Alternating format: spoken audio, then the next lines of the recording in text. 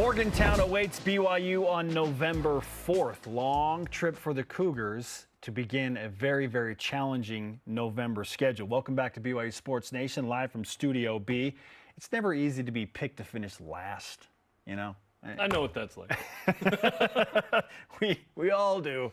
Neal Brown and West Virginia were picked to finish 14th out of the 14 Big 12 football teams, and he didn't exactly take well to that notion.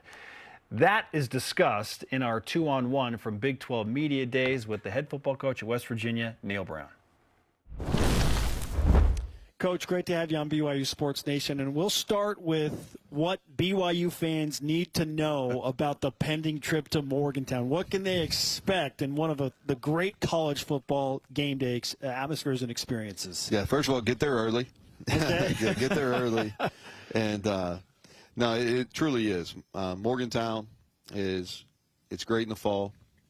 Our stadium will be rocking. Our fans do an unbelievable job of supporting us. And I think you got to understand kind of the fabric. There's no other place in the entire country where our entire state is more entwined with the university and the football program. There's no other professional sports teams, no professional sports teams in West Virginia. There's not another Power 5 school. And so the whole state is Mountaineers. And you sense that pride and you sense that passion in that stadium on the 6-7 home games that we have every year. And so they'll have a great experience. Some of the best tailgating, some of the best food that you'll have. So we're looking forward to BYU and all the fans coming. Ooh, yeah. Is there a go-to dish? Like, is there an item, a tailgate item? So what's really the West Virginia snack is pepperoni rolls. Oh, yeah. I'm on board. Hey, so I'm on board. Yeah, pepperoni rolls.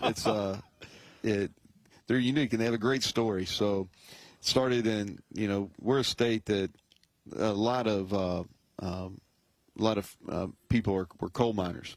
Less so now, but several years ago, and when our state was really developing and a lot of the growth and a lot of the wealth in the state really was established in the coal mine. And what they did is they could take these pepperoni rolls down into the mine and they would stay fresh and they could eat them. And now it's become really one of the things that makes West Virginia unique. And so you definitely need to have a pepperoni roll when you come to Morgantown. Okay. Can you get them anywhere? Are they all over the place? Oh, they're all over the state. Absolutely. Pepperoni rolls. Mm-hmm. I was out there with you as you addressed the Big 12 media a few moments ago. A media that picked you last in the league, and you weren't happy about it.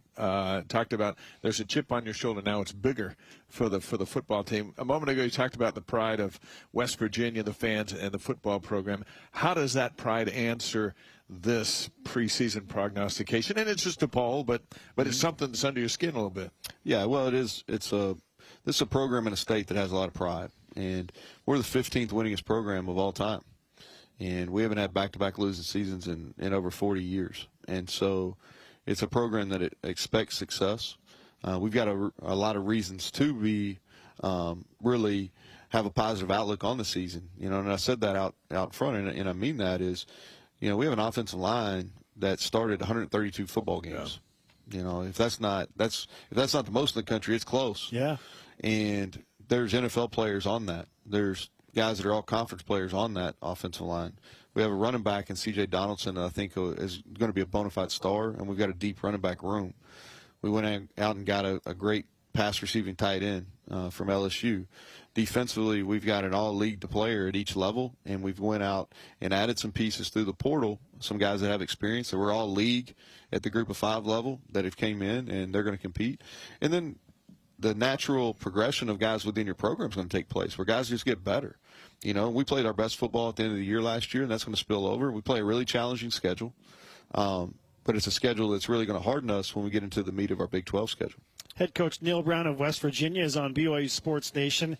You made some great points out there. I thought it was particularly apt of you to bring up that these preseason polls haven't exactly been accurate the past few years. If you go back 2 years, eighth place Baylor in those preseason polls, they win the conference. Last year, TCU was picked to finish 7th. They played in the national championship game. So it is a funny dynamic, but when you pick to finish last, how much do you really need to say to your players? Because I imagine they're just bugged by nature without you having to say anything. Well, the thing that I thought it was really important is you meet it head on, and you tell them why that's not true. And I do think there's a bit of lazy reporting, because if I was to take a poll out there, very few of the people that were in the media that voted in there could tell us that we had that many returning starters on the offensive line.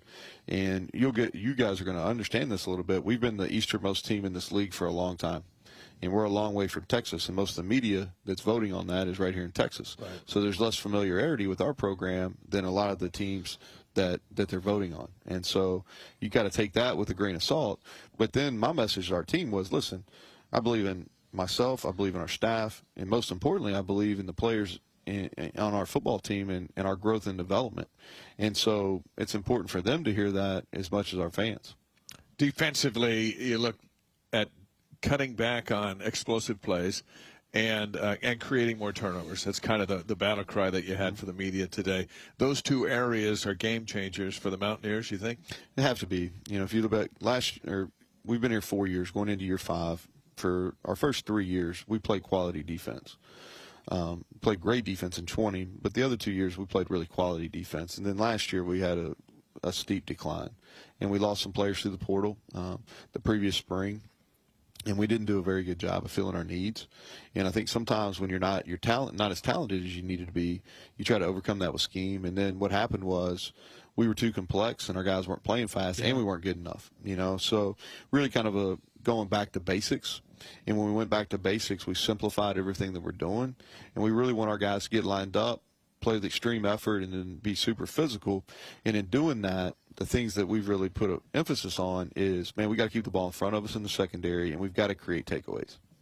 Now, this is a team, and again, maybe this is just a statement of how good the conference is and how balanced it is, but you beat Oklahoma and Oklahoma State, win 2 of your final 3. You give TCU all they can handle, and that's a team that plays in the national championship game.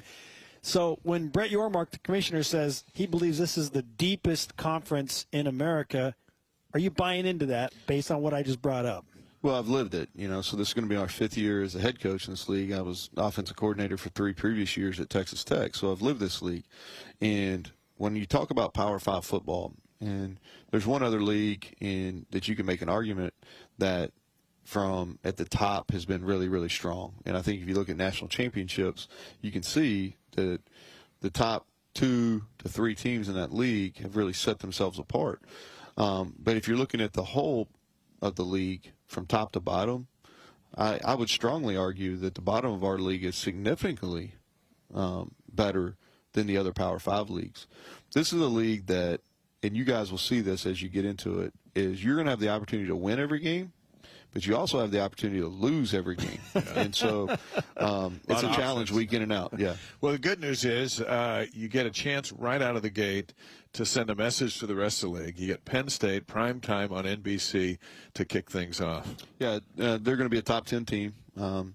They have their highest preseason ranking in a long time. James Franklin, have a lot of respect for. They return a lot of talent off a Rose Bowl champion team. It's a night game in Happy Valley, so it's going to be a great atmosphere. It's a challenge, but it's an opportunity. Then we follow that up in 2 weeks, and we play our biggest rival, which is Pitt, and we're able to host that game. So the front part of our schedule is extremely challenging. Coach, we appreciate the time that you spent with us. From prognostications to pepperoni rolls, I think we've covered as much as we can in a few minutes here. Thanks for being so gracious with your time. Yeah, appreciate it. Welcome to the league. Thank you.